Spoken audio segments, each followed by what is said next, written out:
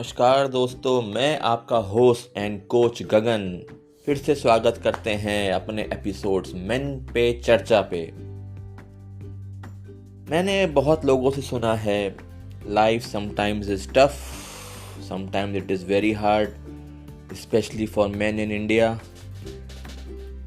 तो बैठा बैठा मैं एक पॉडकास्ट आज सुन रहा था और बहुत अच्छा लगा मुझे वो सुन के, और उसमें से भी मैंने कुछ पॉइंट्स उठाए हैं। एपिसोड का नाम था हाउ टू काम yourself when life is tough.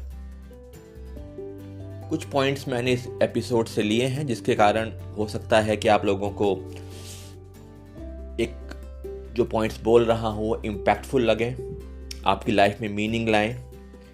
Because we need healthy outlets and we need to calm ourselves, because in this world of frustrations, troubles, we have to calm ourselves.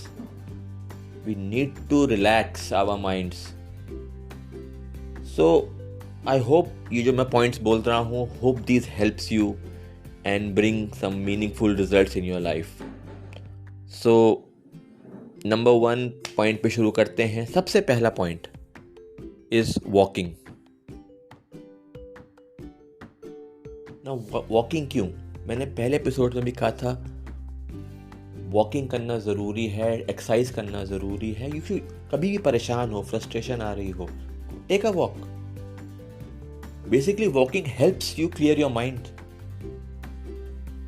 निकल जाओ, कोई गुस्सा आ रहा है, फ्रस्ट्रेशन है, निकल जाओ, पार्क में चले जाओ, टहल लो, नेचर के पास चले जाओ, कहीं नेबरहुड में किसी के आसपास चले जाओ। तो basically this will help, it will clear your mind. जब आप अकेले हो, परेशान हो, आप निकल जाओ वॉक पे थोड़ी देर के लिए। और वॉकिंग का फायदा भी है, when you are doing walking something, आपका डोपामिन रिलीज होता है, और जब डोपामिन रिलीज होता है तो आपका मूड रिलैक्स होता है। It's a relaxing hormone as well. जब रिलैक्सिंग हार्मोन होगा then you can figure out things, clear, your mind clear हो जाएगा। ठीक है, so walking will help. Number 2, indulge. बहुत दिन से आप परेशान हैं, फंसे हुए हैं, टेंशन में हैं, एक दिन ऑफ ले लो। जो मन में आए वो करो उस दिन। घर में बैठे हो, कमरे में बैठे हो, बंद हो, गिटार पसंद है गिटार बजाओ, फिशिंग करने का शौक है फिशिंग निकल जाओ, कहीं निकल जाओ, उसमें बिजी हो जाओ, इंडल्ज हो जाओ। तो कुछ समय के लिए ना आपके दिमाग से ये जो फ्रस्ट्रेशंस हैं, गुस्सा है, ये निकल जाएगा। Number 3, be generous. ये मैंने पहले भी बोला था आपसे, पिछले एपिसोड्स में भी। लोगों को देना सीखो। When you give, you feel happy. Again वही वाली बात आती है, या हार्मोन्स जो हैं वो अच्छे निकलते हैं, आप जनरस हो गए, अंदर से जो सेल्फिशनेस वाला पार्ट अगर है भी तो वो भी निकल जाएगा। तो बी जनरस।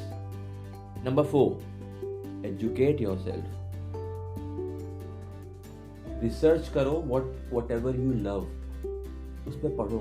मान लो आपको गाने का शौक, तो आप गाने पे रिसर्च करो, क्या आप सीख सकते हो, क्या कर सकते हो। ठीक है, research something that you really love with knowledge. ठीक है, और अगर कोई सिचुएशन ऐसी है आपके पास जिसके कारण परेशानी है तो डबल योर रिसर्च, उसको और पढ़ो, उसको और रिसर्च करो उसके ऊपर। This will really help you.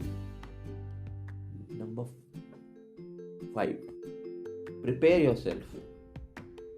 एक दिन पहले अगले दिन क्या करना है, डे टू डू लिस्ट बनाओ।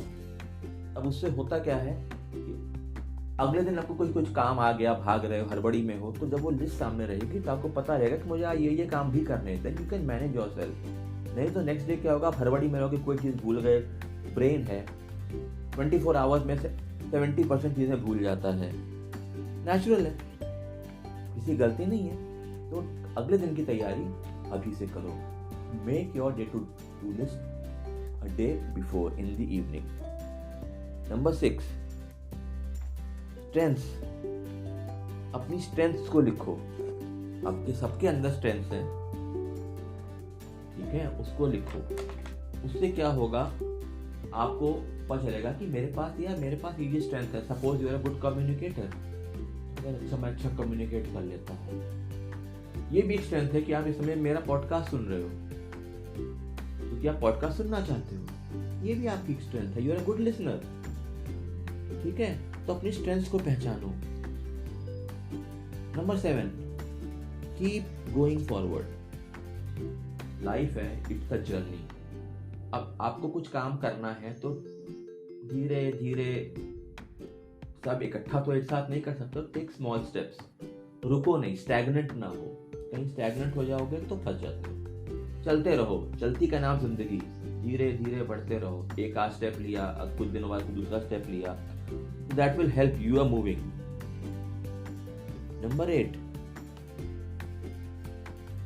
हॉबी। कोई पुरानी हॉबी बचपन में हो, एज का मैटर नहीं होता, आप 50 ईयर्स के भी हो, 45 प्लस के भी हो, 40 प्लस, हॉबी डेवलप करो। क्यों नहीं कर सकते हॉबी डेवलप? बिल्कुल कर सकते हो। ठीक है, कुछ अपनी हॉबी करो, समथिंग जो आपने कहीं बचपन में करते हो अभी भी कर सकते हो, ऐसा कुछ नहीं है। हॉबी डेवलप करो, this will keep you busy, this will engage you. Number 9, prioritise. अपने काम को, वर्क को प्रायोरिटाइज करो। Decide what is important when. जो काम जरूरी है, जैसे पहला काम आपको ये करना है तो पहला काम आप वो करोगे, फिर सेकंड दूसरा काम करोगे, तीसरा काम करोगे। अपने वर्क को प्रायोरिटाइज करना सीखिए। ये नहीं कि अभी एक साथ 3-4 काम कर रहे हैं, पहला ये साथ में ये भी कर रहे हैं, ये छूट गया, दूसरा छूट गया, नहीं। Prioritise your work, discipline yourself. आपको अपने डिसिप्लिन में लाना पड़ेगा। ठीक है। Number 10, sleep. स्लीप का रूटीन बहुत जरूरी है। Sleep, get enough sleep. समझ? एक बनाइए इसमें रूटीन अपना। If you go to bed early, rise early.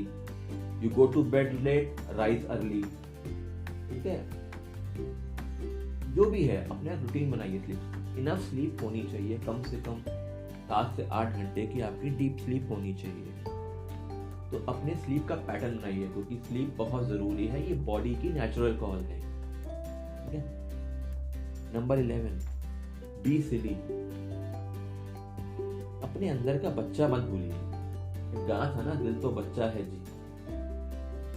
आप कितने भी बड़े हो जाएं, आप 50 साल हो जाए, लेकिन अंदर का बच्चा तो तब भी रहता है। इसको हम लोग इनर चाइल्ड बोलते हैं। करिए, हरकत ऐसी करिए।